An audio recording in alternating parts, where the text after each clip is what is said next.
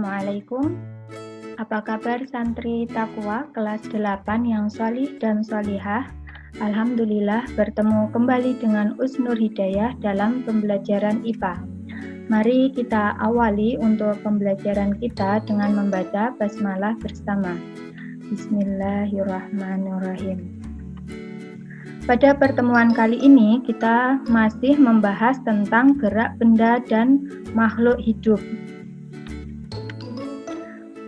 Masih ingat kan kalian dengan materi yang telah kita pelajari di pertemuan sebelumnya? Oke, bagus. Mari kita review bersama materi yang sudah kita pelajari sebelumnya, yaitu tentang konsep gerak yang mencakup jarak, perpindahan, kecepatan, dan kelajuan.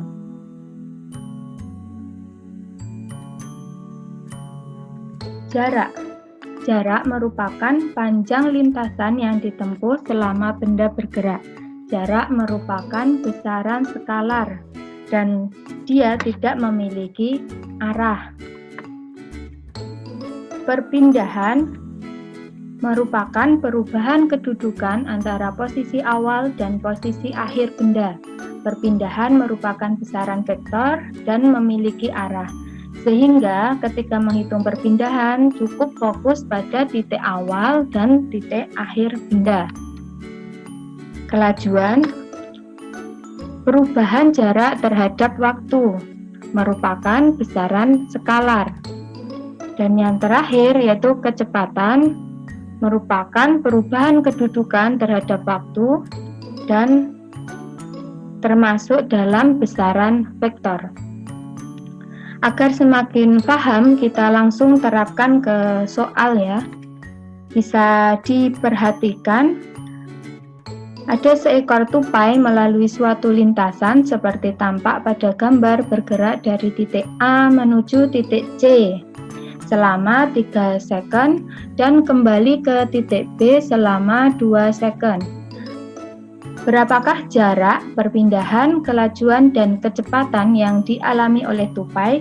Bisa dilihat, A menuju titik C melewati titik B dan kembali lagi ke titik B. Sehingga jaraknya bisa dihitung dari titik AB ditambah BC ditambah CB. Jadi semua lintasan yang dilewati oleh tupai kita hitung ya. 4 ditambah 3 ditambah 3 sama dengan 10 meter. Sedangkan untuk perpindahan kita fokus pada posisi awal tupai di titik A dan posisi akhir tupai yaitu di titik B. Sehingga perpindahannya adalah AB sama dengan 4 meter. Untuk kelajuan yaitu jarak dibagi waktu, jarak sudah kita hitung 10 meter dibagi waktu total yang dibutuhkan tupai untuk bergerak yaitu 3 ditambah 2 second.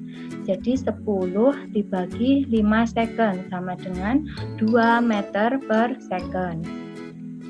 Sedangkan untuk kecepatan yaitu perpindahan dibagi waktu, perpindahannya 4 meter, kemudian waktu totalnya 5 second, sama dengan waktu di kelajuan. Jadi kecepatannya adalah 4 dibagi 5 sama dengan 0,8 meter per second. Sekarang sudah paham ya? Oke, setelah memahami tentang istilah-istilah dalam gerak, kita lanjutkan untuk membahas tentang gerak lurus. Gerak lurus dibedakan menjadi 2. Adakah yang tahu apa itu? Ya, bagus. Gerak lurus dibagi menjadi gerak lurus beraturan atau GLB dan gerak lurus berubah beraturan atau GLBB. Yang pertama, GLB atau gerak lurus beraturan, yaitu gerak lurus dengan kecepatan yang tetap atau konstan. Karena kecepatannya tetap, maka percepatannya adalah 0. Dalam kehidupan sehari-hari, hal ini sulit ditemui ya, mungkin bisa terjadi pada kendaraan yang berjalan di jalan tol yang lintasannya lurus, sehingga kendaraan bisa bergerak dengan kecepatan tetap, misalnya dengan kecepatan 120 km per jam. Oke, kita perhatikan untuk grafik GLB. Ini adalah grafik hubungan antara V itu kecepatan dengan T itu waktu. Jadi untuk GLB tadi kecepatannya tetap, sehingga misal kecepatan awalnya 60, maka seiring bertambahnya waktu, ini dengan arah ke kanan, T-nya bertambah, tapi kecepatannya tetap 60, tidak berubah, sehingga berbentuk garis lurus mendatar. Kemudian untuk grafik S itu jarak terhadap T itu waktu, maka meskipun kecepatannya tetap atau konstan, dengan bertambahnya waktu, ini semakin ke kanan T-nya bertambah, maka jaraknya juga akan bertambah. Jadi grafiknya berupa garis miring. Contohnya, misal di detik pertama menempuh jarak 2 meter. Nanti di detik kedua akan menempuh jarak 4 meter. Detik ketiga akan menempuh jarak 6 meter. Jadi semakin bertambah T, jaraknya juga akan semakin bertambah.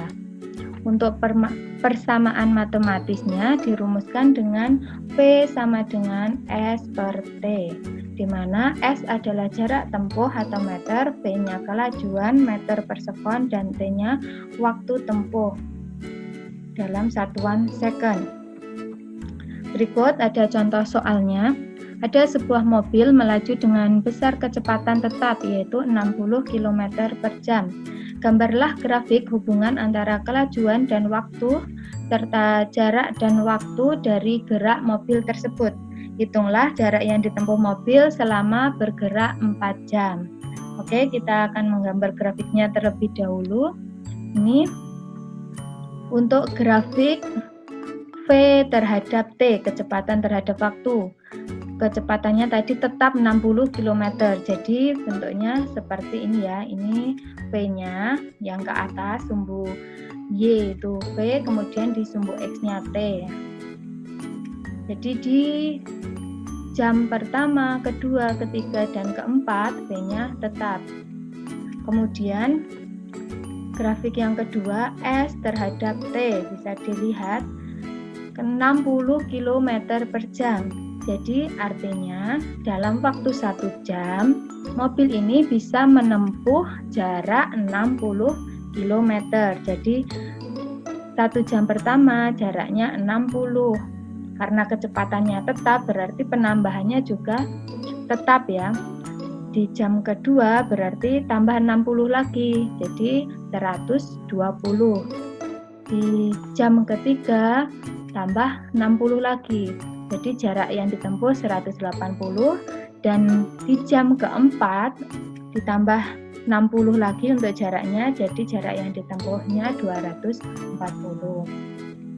Kita bisa menghitung jaraknya dengan 2 cara ya.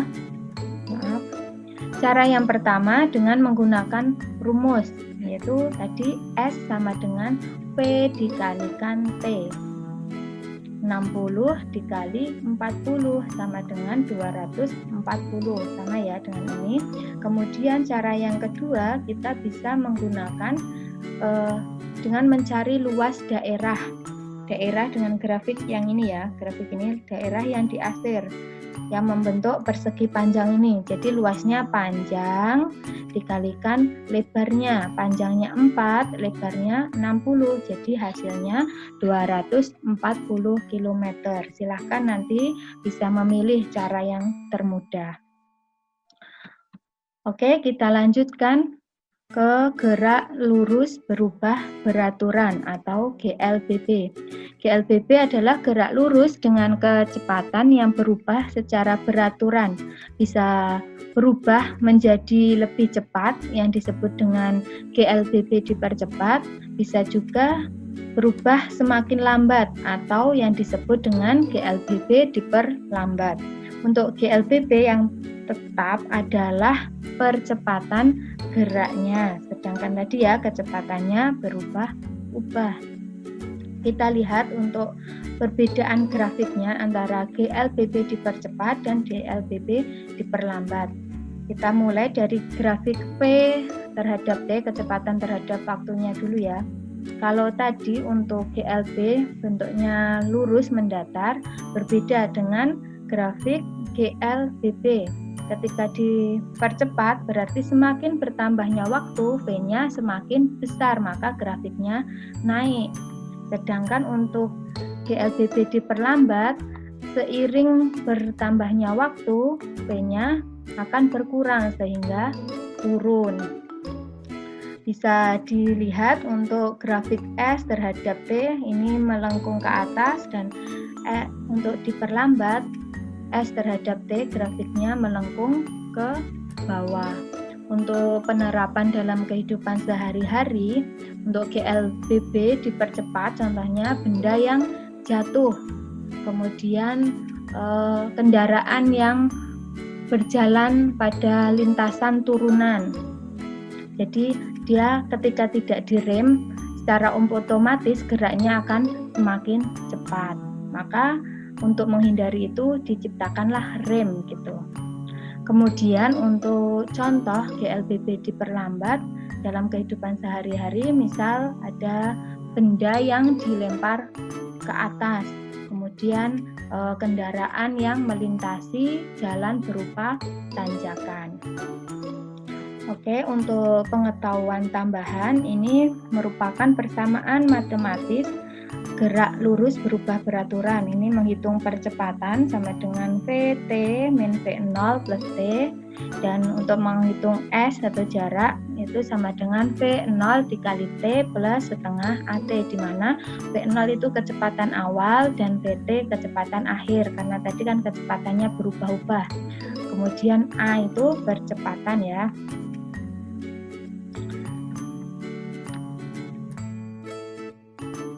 Melalui percobaan menggunakan ticker timer dan tetesan oli, kita bisa menentukan jenis gerak yang dialami oleh benda.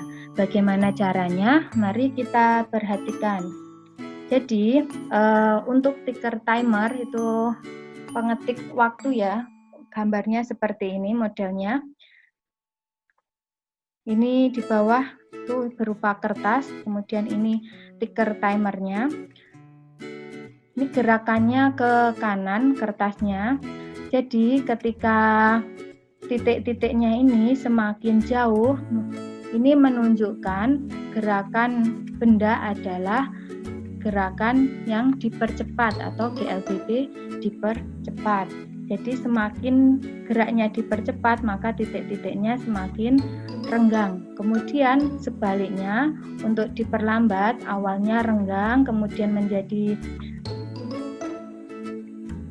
jaraknya dekat-dekat atau semakin jaraknya kecil, maka itu diperlambat. Sedangkan untuk GLBB ini jaraknya tetap ya. Tetap semuanya ini merupakan GLBB. Jadi ini membacanya dari kanan, dibaca dari kanan, geraknya juga ke kanan. Kemudian untuk tetesan oli bisa dilihat ini ada mobil yang olinya netes atau bocor. Bisa dilihat mobilnya bergerak ke kiri. Berarti awal mulanya tetesan oli yang pertama adalah di paling kanan ini. Di paling kanan, kemudian semakin renggang, Ini menunjukkan GLBB dipercepat. Membacanya juga ke kanan ya. Ini gerak mobilnya ke kiri, tapi membaca yang pertamanya di kanan. Kemudian kalau diperlambat, awalnya renggang menjadi rapat-rapat, berarti itu diperlambat. Sedangkan GLBB sama dengan di ticker timer, jaraknya tetap, itu merupakan GLBB. Sekarang kita belajar tentang gaya. Ada berapa jenis gaya yang dapat kita temukan dalam kehidupan sehari-hari? Secara umum dibedakan menjadi dua, yaitu gaya sentuh dan gaya tak sentuh. Tapi sebelumnya kita harus tahu apa itu gaya. Gaya adalah sebuah tarikan ataupun dorongan. Gaya dapat merubah bentuk, arah, dan kecepatan benda. Ini untuk jenisnya.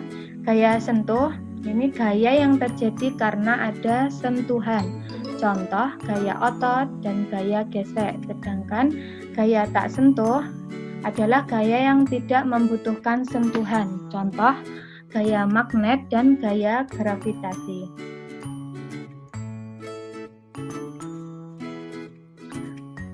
Lebih lanjut tentang gaya dan interaksinya terhadap gerak benda akan kita bahas pada pembahasan tentang hukum Newton tentang gerak.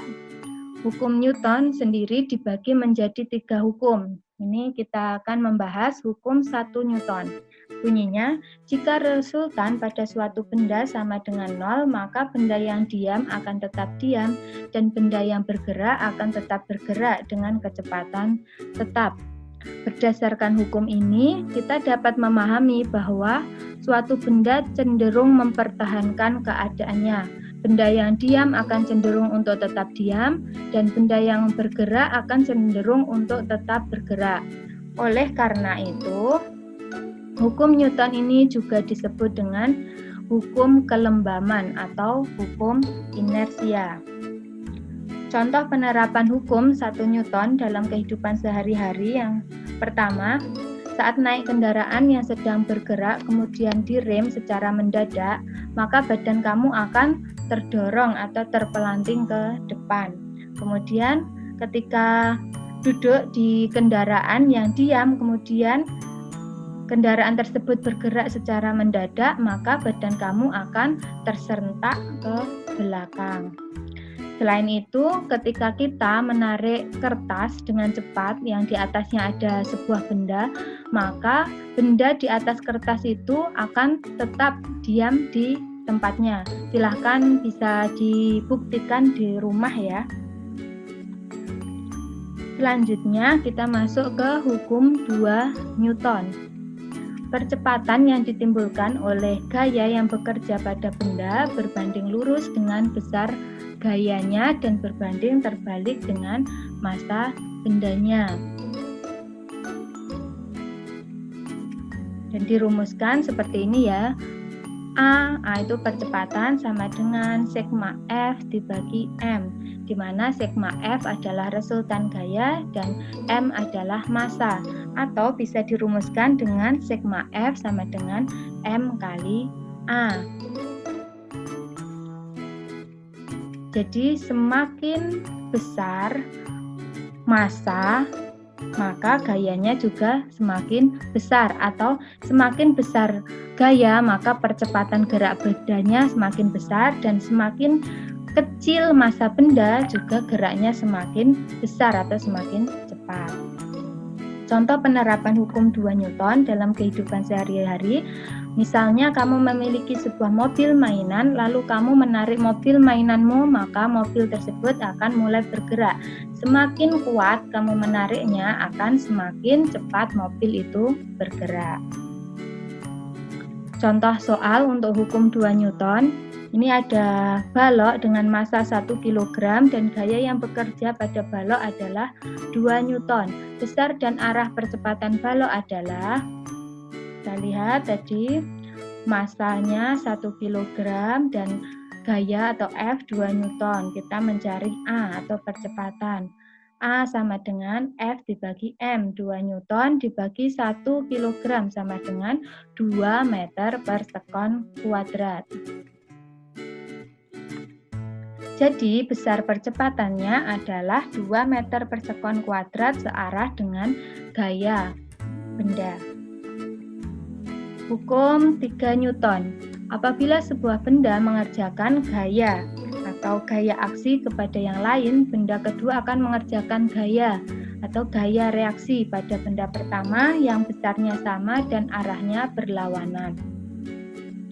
Sehingga hukum 3 Newton disebut dengan hukum aksi dan reaksi. Ini dirumuskan menjadi F aksi sama dengan negatif F reaksi. Negatif ini menandakan arahnya berlawanan.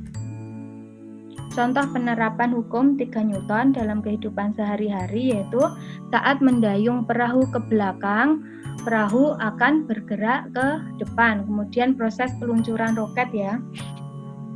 Dan yang terakhir, yang ketiga, saat memukul meja menggunakan tangan akan terasa sakit. Jadi itu karena ada aksi, hukum aksi dan reaksi tadi.